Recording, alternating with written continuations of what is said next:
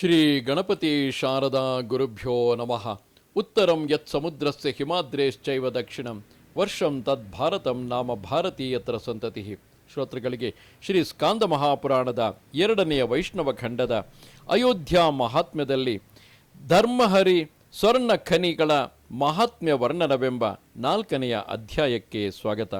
ಅಗಸ್ತ್ಯನು ಹೇಳುತ್ತಾನೆ, ಆ ಚಂದ್ರಹರಿಸ್ಥಾನದ ಆಗ್ನೇಯ ದಿಕ್ಕಿನಲ್ಲಿ ಕಲಿಕಲ್ಮಶವನ್ನು ನಾಶ ಮಾಡುವ ಧರ್ಮಹರಿ ಎಂಬ ಹೆಸರಿನ ದೇವನು ನೆಲೆಸಿರುವನು.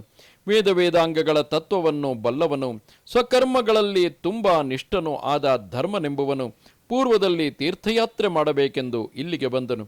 ಅವನು ಈ ಕ್ಷೇತ್ರದಲ್ಲಿ ವಿದ್ಯುಕ್ತವಾಗಿ ಯಾತ್ರೆ ಮಾಡಿ ಎಣೆಯಿಲ್ಲದ ಅಯೋಧ್ಯೆಯ ಮಹಾತ್ಮ್ಯವನ್ನು ಕಂಡು ವಿಸ್ಮಯವನ್ನು ಹೊಂದಿದನು. ಆ ವಿಪ್ರನು ಭುಜಗಳನ್ನು ಮೇಲಕ್ಕೆತ್ತಿ ಸಂತೋಷದಿಂದ ಹೀಗೆ ಹೇಳಿದನು, ಆಹಾ, ಈ ತೀರ್ಥವು ಎಷ್ಟು ರಮ್ಯವಾಗಿರುವುದು! ಆಹಾ, ಇದರ ಮಹಾತ್ಮ್ಯವು ಎಷ್ಟು ಅದ್ಭುತವಾಗಿರುವುದು! ಅಯೋಧ್ಯೆಗೆ ಸಮಾನವಾದ ಬೇರೊಂದು ಪಟ್ಟಣವು ಭೂಮಂಡಲದಲ್ಲಿಯೇ ಕಾಣುವುದಿಲ್ಲ. ಇದು ಭೂಮಿಯನ್ನು ಮುಟ್ಟದೆ ವಿಷ್ಣು ಚಕ್ರದ ಮೇಲೆಯೇ ಸದಾ ನೆಲೆಸಿರುವುದು.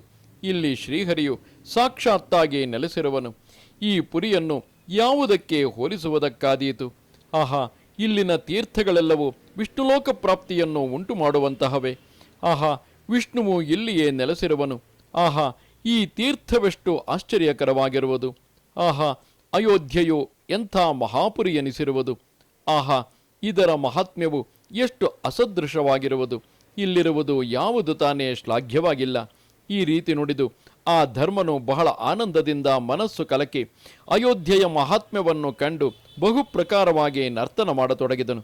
ಆ ರೀತಿ ನರ್ತನ ಮಾಡುತ್ತಿದ್ದ ಆ ಧರ್ಮನನ್ನು ಕಂಡು ಪೀತಾಂಬರಧಾರಿಯಾದ ಶ್ರೀಹರಿಯು ಕೃಪೆ ಹೊಂದಿದವನಾಗಿ ಅವನಿಗೆ ಪ್ರತ್ಯಕ್ಷವಾಗಿ ಕಾಣಿಸಿಕೊಂಡನು. ಧರ್ಮನು ಆ ಹರಿಯನ್ನು ಕಂಡು ಪ್ರಣಾಮ ಮಾಡಿ ಸ್ತುತಿಸತೊಡಗಿದನು.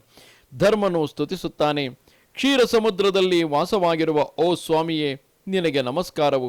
ಶೇಷ ಪರ್ಯಂಕಶಾಹಿಯಾದ ನಿನಗೆ ನಮಸ್ಕಾರವು. ಶಂಕರನಿಂದ ಸ್ಪರ್ಶ ಮಾಡಲ್ಪಟ್ಟ ದಿವ್ಯ ಪಾದಗಳುಳ್ಳ ಎಲೈ ವಿಷ್ಣುವೆ, ನಿನಗೆ ನಮಸ್ಕಾರವು.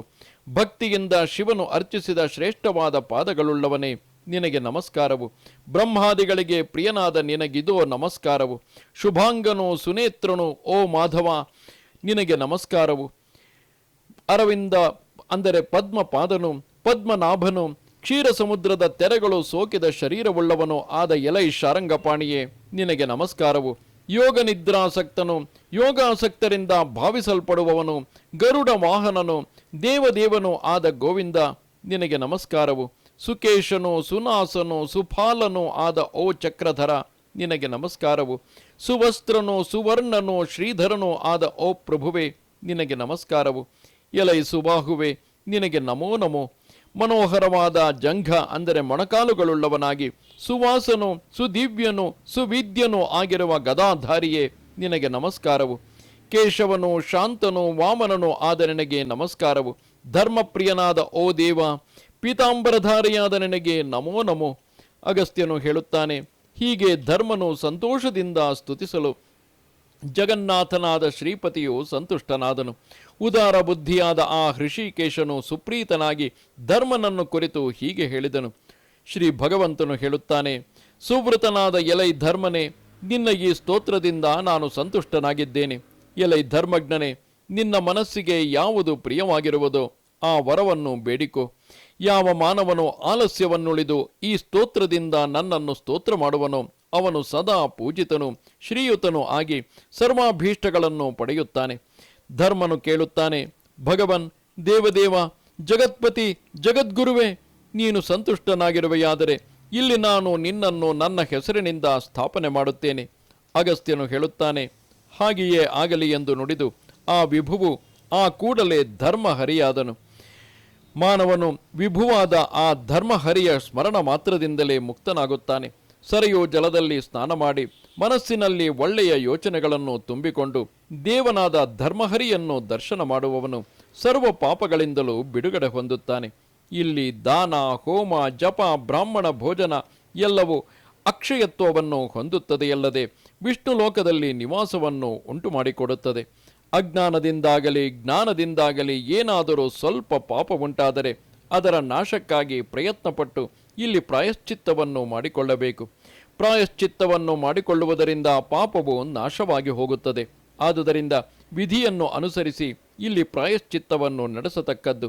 ಅಜ್ಞಾನದಿಂದಲೋ ಜ್ಞಾನದಿಂದಲೋ ರಾಜಾದಿಗಳ ನಿಗ್ರಹದಿಂದಲೋ ಆತ್ಮವಶವಿಲ್ಲದವನಾದ ಯಾವನಿಗೆ ನಿತ್ಯ ಕರ್ಮಗಳ ನಿವೃತ್ತಿಯಾಗುವುದೋ, ಎಂದರೆ ಯಾವನು ನಿತ್ಯ ಕರ್ಮಗಳನ್ನು ಬಿಡಬೇಕಾಗುವುದೋ ಅವನು ಕೂಡ ಇಲ್ಲಿ ಪ್ರಯತ್ನಪೂರ್ವಕವಾಗಿ ಪ್ರಾಯಶ್ಚಿತ್ತವನ್ನು ನಡೆಸಬೇಕು.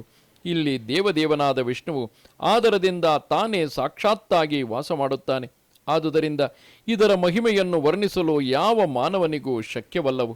ಆಷಾಢ ಮಾಸದ ಶುಕ್ಲ ಪಕ್ಷದ ಏಕಾದಶಿಯಲ್ಲಿ ಆ ಧರ್ಮಹರಿಯ ವಾರ್ಷಿಕ ಯಾತ್ರೆಯನ್ನು ವಿಧಾನವನ್ನು ಅನುಸರಿಸಿ ನಡೆಸತಕ್ಕದ್ದು. ಮಾನವರು ಸ್ವರ್ಗದ್ವಾರದಲ್ಲಿ ಸ್ನಾನ ಮಾಡಿ ವಿಭುವಾದ ಧರ್ಮಹರಿಯ ದರ್ಶನ ಮಾಡಿ ಸರ್ವ ಪಾಪಗಳಿಂದಲೂ ಬಿಡುಗಡೆ ಹೊಂದಿ ಶುದ್ಧಾತ್ಮನಾಗಿ ಸದಾ ವಿಷ್ಣುಲೋಕದಲ್ಲಿಯೇ ವಾಸ ಮಾಡುತ್ತಾನೆ. ಅದರ ದಕ್ಷಿಣ ದಿಕ್ಕಿನಲ್ಲಿ ಉತ್ತಮವಾದ ಸ್ವರ್ಣದ ಖನಿ ಅಂದರೆ ಚಿನ್ನದ ಗಣಿ ಇರುವುದು. ರಘುನಂದನನ ಭಯದಿಂದ ಅಲ್ಲಿ ಕುಬೇರನು ಸ್ವರ್ಣವೃಷ್ಟಿಯನ್ನು ಸುರಿಸಿದನು. ವ್ಯಾಸನು ಕೇಳುತ್ತಾನೆ, ತತ್ವಜ್ಞನಾದ ಎಲೈ ಭಗವಂತನೇ, ಸ್ವರ್ಣವೃಷ್ಟಿಯು ಹೇಗೆ ಉಂಟಾಯಿತು? ರಘುಭೂಪತಿಯಿಂದ ಕುಬೇರನಿಗೆ ಭೀತಿ ಉಂಟಾದುದೆಂತು? ಎಲೈ ಸುವ್ರತನೇ, ಇದೆಲ್ಲವನ್ನು ವಿಸ್ತಾರವಾಗಿ ನನಗೆ ತಿಳಿಸಬೇಕು. ಈ ಕಥಾ ರಹಸ್ಯಗಳನ್ನು ಕೇಳುತ್ತಿರುವ ನನ್ನ ಮನಸ್ಸಿಗೆ ತೃಪ್ತಿಯೇ ಆಗುತ್ತಿಲ್ಲ. ಅಗಸ್ತ್ಯನು ಹೇಳುತ್ತಾನೆ, ಎಲೈ ವಿಪ್ರನೇ ಕೇಳು, ಉತ್ತಮವಾದ ಸ್ವರ್ಣದ ಉತ್ಪತ್ತಿಯನ್ನು ವಿವರಿಸಿ ಹೇಳುತ್ತೇನೆ. ಇದನ್ನು ಕೇಳುವುದರಿಂದ ನರರಿಗೆ ಮಹತ್ತರವಾದ ವಿಸ್ಮಯ ಉಂಟಾಗುತ್ತದೆ. ಪೂರ್ವದಲ್ಲಿ ಇಕ್ಷ್ವಾಕು ಕುಲವರ್ಧನನು ನಿಜ ಭುಜಗಳ ಅಪರಿಮಿತವಾದ ಪರಾಕ್ರಮದಿಂದ ಭೂಮಂಡಲವನ್ನೆಲ್ಲ ಆಳುವವನೋ ಆದ ರಘುವೆಂಬ ಮಹಾರಾಜನಿದ್ದನು. ಅವನ ಪ್ರತಾಪದ ಜ್ವಾಲೆಯಿಂದ ತಪ್ತರಾದ ಶತ್ರುವರ್ಗದವರು ಮೇಲಾದ ಅವನ ಯಶಸ್ಸನ್ನು ಹೊಗಳುತ್ತಿದ್ದರು. ನೀತಿವಂತನಾಗಿ ಪ್ರಜೆಗಳನ್ನು ಚೆನ್ನಾಗಿ ಪಾಲಿಸುತ್ತಿದ್ದ ಆತನು ದಶ ದಿಶೆಗಳನ್ನು ಬೆಳ್ಳಗೆ ಬೆಳಗುವ ತನ್ನ ಕೀರ್ತಿ ಪ್ರವಾಹದಿಂದ ಬಳಿದು ಬಿಟ್ಟನು. ದಿಗ್ವಿಜಯ ಕ್ರಮದಿಂದ ಅಪರಿಮಿತವಾದ ವೈಭವವನ್ನು ಸಾಧಿಸಿದನು. ಚತುರಂಗ ಬಲ ಸಮೇತವಾಗಿ ಹೊರಟು ನಾನಾ ದೇಶಗಳನ್ನು ಆಕ್ರಮಿಸಿ ಸಮಸ್ತ ಪ್ರಾಣಿಗಳನ್ನು ವಶಕ್ಕೆ ತಂದುಕೊಂಡು ಸ್ವದಂಡದಿಂದಲೇ ಸಂಪತ್ತನ್ನು ಸೆಳೆದುಕೊಂಡನು. ಮಹಾಬಲಶಾಲಿಯಾದ ಆ ವೀರನು ಬಲಾಧಿಕರಾದ ನರಪತಿಗಳನ್ನು ದಂಡಿಸಿ ವಿಧ ವಿಧವಾದ ಉತ್ಕೃಷ್ಟ ರತ್ನಗಳನ್ನು ಬಹುಜಾಗ್ರತೆಯಾಗಿ ಸೆಳೆದು ಶೇಖರಿಸಿದನು. ಆ ರಾಜನು ಸರ್ವ ದಿಕ್ಕುಗಳನ್ನು ಜಯಿಸಿ ರನ್ನದೊಟ್ಟಿಲನ್ನು ಕೂಡಿಸಿ ತೆಗೆದುಕೊಂಡು ಸ್ವರಾಜಧಾನಿಯಾದ ಅಯೋಧ್ಯೆಗೆ ಬಂದು ಸೇರಿದನು. ಕಕುಸ್ತ ವಂಶೋತ್ಪನ್ನನಾದ ಆ ರಾಜನು ರಾಜಧಾನಿಗೆ ಬಂದ ತರುವಾಯ ಯಜ್ಞದಲ್ಲಿ ಕುತೂಹಲಗೊಂಡ ಮನಸ್ಸುಳ್ಳವನಾಗಿ ತನ್ನ ವಂಶಕ್ಕೆ ಉಚಿತವಾದ ನಡವಳಿಕೆಯನ್ನು ಸೂಚಿಸುವ ನಿರ್ಮಲವಾದ ಬುದ್ಧಿಯನ್ನು ತಳೆದನು.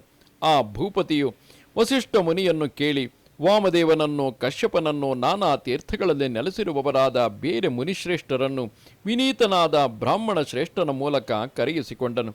ಮುನಿಶ್ರೇಷ್ಠರೆಲ್ಲರೂ ಬಂದರು ಎಂಬುದನ್ನರಿತು ಜ್ವಲಿಸುತ್ತಿರುವ ಅಗ್ನಿಯಂತೆ ಬೆಳಗುತ್ತಾ ನಿಂತ ಅವರೆಲ್ಲರನ್ನು ಕಂಡು ಪರಪುರಂಜಯನು ಮಹಾಯಶಸ್ವಿಯೂ ಆದ ರಘು ಮಹಾರಾಜನು ನ್ಯಾಯಕ್ಕನುಸಾರವಾಗಿ ತಾನೇ ಅವರೆಡೆಗೆ ಹೊರಟನು. ಆ ಕಾಕುಸ್ಥನು ವಿನೀತನಾಗಿ ಆ ದ್ವಿಜಶ್ರೇಷ್ಠರನ್ನು ಕುರಿತು ಯಜ್ಞ ಸಿದ್ಧಿಗಾಗಿ ಧರ್ಮಯುಕ್ತವಾದ ಈ ವಚನಗಳನ್ನಾಡಿದನು. ರಘುವು ಹೇಳುತ್ತಾನೆ, ಎಲೈ ಮುನಿಗಳೇ, ನೀವು ನನ್ನ ಮಾತನ್ನು ಲಾಲಿಸಬೇಕು. ಈಗ ನಾನು ಯಜ್ಞವನ್ನು ಮಾಡಲು ಇಚ್ಛಿಸುತ್ತೇನೆ. ಇದಕ್ಕೆ ನೀವು ಅಪ್ಪಣೆ ಕೊಡಬೇಕು. ಮುನಿಶ್ರೇಷ್ಠರೇ, ಈಗ ನಾನೆಸಗುವ ಯಜ್ಞವು ಯೋಗ್ಯವಾಗಿರಬೇಕು. ಮುನೀಶ್ವರರೇ, ನೀವು ಈ ವಿಷಯವನ್ನು ಚೆನ್ನಾಗಿ ವಿಚಾರ ಮಾಡಿ ಹೇಳಬೇಕು. ಮುನಿಗಳು ಹೇಳುತ್ತಾರೆ, ಎಲೈ ರಾಜನೇ, ವಿಶ್ವಜಿತ್ ಎಂಬ ಯಜ್ಞವು ಯಜ್ಞಗಳಲ್ಲೆಲ್ಲ ಉತ್ತಮವಾದುದು. ಈಗ ನೀನು ಪ್ರಯತ್ನಪೂರ್ವಕವಾಗಿ ಆ ಯಜ್ಞವನ್ನು ಮಾಡು, ವ್ಯರ್ಥವಾಗಿ ವಿಳಂಬ ಮಾಡಬೇಡ. ಅಗಸ್ತ್ಯನು ಹೇಳುತ್ತಾನೆ, ಬಳಿಕ ಆ ರಾಜನು ನಾನಾ ಬಗೆಯ ಸಾಮಗ್ರಿಗಳನ್ನು ಒದಗಿಸಿಕೊಂಡು ವಿಶ್ವದಿಗ್ಜಯವೆಂಬ ಹೆಸರಿನ ಆ ಯಜ್ಞವನ್ನು ಮಾಡಿ ಸರ್ವಸ್ವವನ್ನು ದಕ್ಷಿಣೆಯಾಗಿ ಕೊಟ್ಟನು. ನಾನಾ ಬಗೆಯ ದಾನಗಳಿಂದ ಮುನಿಗಳಿಗೆ ಸಂತೋಷ ಹರ್ಷಗಳನ್ನು ಉಂಟು ಮಾಡಿದನು. ಬ್ರಾಹ್ಮಣರಿಗೆ ಬಹುವಾಗಿ ಮರ್ಯಾದೆ ಮಾಡಿ ಸರ್ವಸ್ವವನ್ನು ದಕ್ಷಿಣೆಯಾಗಿ ಕೊಟ್ಟನು. ಹೀಗೆ ಅವರೆಲ್ಲರೂ ಪೂಜಿತರಾಗಿ ತಮ್ಮ ತಮ್ಮ ಮನೆಗಳಿಗೆ ಹೊರಟು ಹೋದರು. ಬಂಧುಗಳೆಲ್ಲ ಸಂತೋಷಪಟ್ಟರು. ಮುನಿಗಳೆಲ್ಲರೂ ಆ ಮಹಾರಾಜನಿಂದ ನಮಸ್ಕೃತರಾದರು. ವಿಧಿವತ್ತಾಗಿ ಆ ವಿಶ್ವಜಿತ್ ಯಜ್ಞವನ್ನು ಮಾಡಿ ಆ ನರೇಶ್ವರನು ಶೋಭನಾಚಾರವುಳ್ಳವನಾಗಿ ಸ್ವರ್ಗದಲ್ಲಿರುವ ದೇವೇಂದ್ರನಂತೆ ಶೋಭಿಸಿದನು. ಅಷ್ಟರಲ್ಲಿ ಸಂಯಮ ಅಂದರೆ ಇಂದ್ರಿಯ ನಿಗ್ರಹವುಳ್ಳವರಲ್ಲಿ ಉತ್ತಮನೆನಿಸಿದವನು ವಿಶ್ವಾಮಿತ್ರ ಮುನಿಯ ಶಿಷ್ಯನೂ ಆದ ಕೌಸ್ತನೆಂಬ ಹೆಸರುಗೊಂಡ ಮುನಿಯು ಅವನೆಡೆಗೆ ಬಂದನು. ವಿದ್ಯಾಭ್ಯಾಸವಾದ ಬಳಿಕ ಗುರುವಿಗೆ ಕೊಡಬೇಕಾದ ದಕ್ಷಿಣೆಗೋಸ್ಕರ ಆ ಧೀಮಂತನು ಆ ರಾಜನನ್ನು ಕೇಳಿ ಪಾವನಗೊಳಿಸಲು ಅಲ್ಲಿಗೆ ಬಂದನು.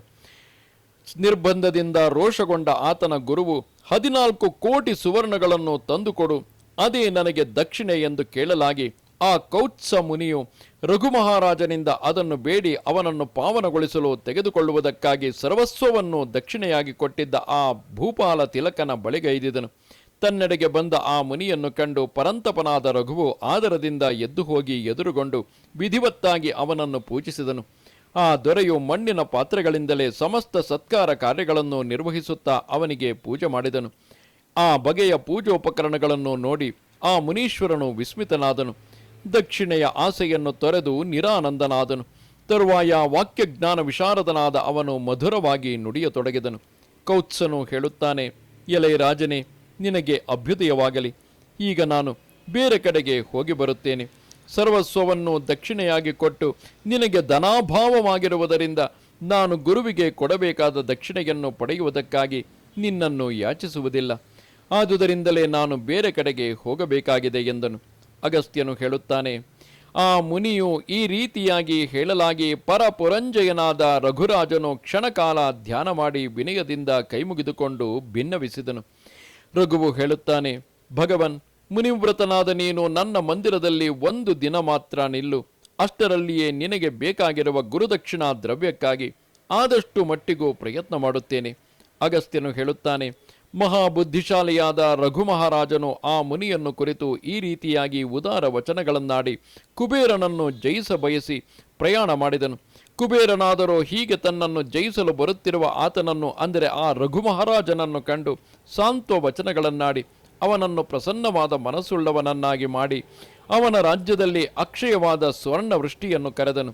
ಎಲ್ಲಿ ಸ್ವರ್ಣವೃಷ್ಟಿಯಾಯಿತೋ ಅದೇ ಉತ್ತಮವಾದ ಸ್ವರ್ಣ ಖನಿಯು.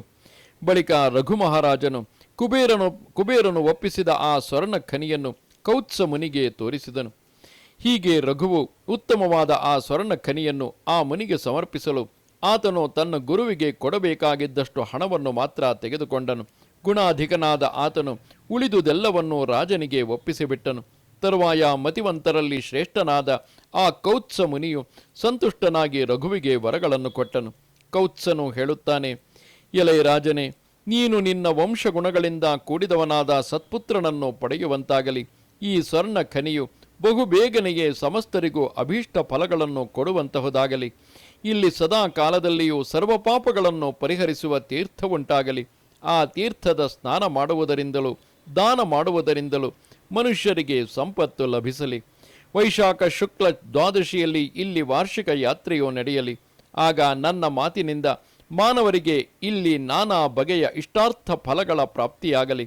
ಅಗಸ್ತ್ಯನು ಹೇಳುತ್ತಾನೆ, ಎಲೆ ಮುನಿಯೇ, ಕೌತ್ಸನು ಸಂತುಷ್ಟನಾಗಿ ರಘುರಾಜನಿಗೆ ಈ ರೀತಿ ವರಗಳನ್ನು ಕೊಟ್ಟು ಸ್ವಕಾರ್ಯಾರ್ಥವಾಗಿ ತೊರೆಗೊಂಡು ಗುರುವಿನ ಆಶ್ರಮಕ್ಕೆ ಪ್ರಯಾಣ ಮಾಡಿದನು. ಅನಂತರದಲ್ಲಿ ಕೃತಕೃತ್ಯನಾದ ಆ ರಾಜನು ಅಲ್ಲಿ ಉಳಿದಿದ್ದ ಧನವನ್ನು ತೆಗೆದುಕೊಂಡು ಬ್ರಾಹ್ಮಣರಿಗೆ ವಿಧಿವತ್ತಾಗಿ ದಾನ ಮಾಡಿ ಪ್ರಜೆಗಳನ್ನು ಪಾಲಿಸಿದನು. ಹೀಗೆ ಕೌತ್ಸ ಮುನೀಶ್ವರನಿಂದ ಸ್ವರ್ಣ ಖನಿಯ ಮಹಾತ್ಮ್ಯ ಉಂಟಾಯಿತು. ಇಲ್ಲಿಗೆ 81,000 ಶ್ಲೋಕಗಳ ಸಂಹಿತೆಯೆಂದು ಪ್ರಸಿದ್ಧವಾದ ಶ್ರೀ ಸ್ಕಾಂದ ಮಹಾಪುರಾಣದ 2ನೆಯ ವೈಷ್ಣವ ಖಂಡದ ಅಯೋಧ್ಯ ಮಹಾತ್ಮ್ಯದಲ್ಲಿ ಧರ್ಮಹರಿ ಸ್ವರ್ಣ ಖನಿಗಳ ಮಹಾತ್ಮ್ಯ ವರ್ಣನವೆಂಬ 4ನೆಯ ಅಧ್ಯಾಯವು ಮುಗಿದುದು. ನಮಸ್ತೆ ಶಾರದೆ ದೇವಿ ಕಾಶ್ಮೀರ ಪುರವಾಸಿನಿ ತ್ವಾಮಹಂ ಪ್ರಾರ್ಥಗೆ ನಿತ್ಯಂ ವಿದ್ಯಾದಾನಂಚ ದೇಹಿಮೆ. ನಮಸ್ಕಾರ.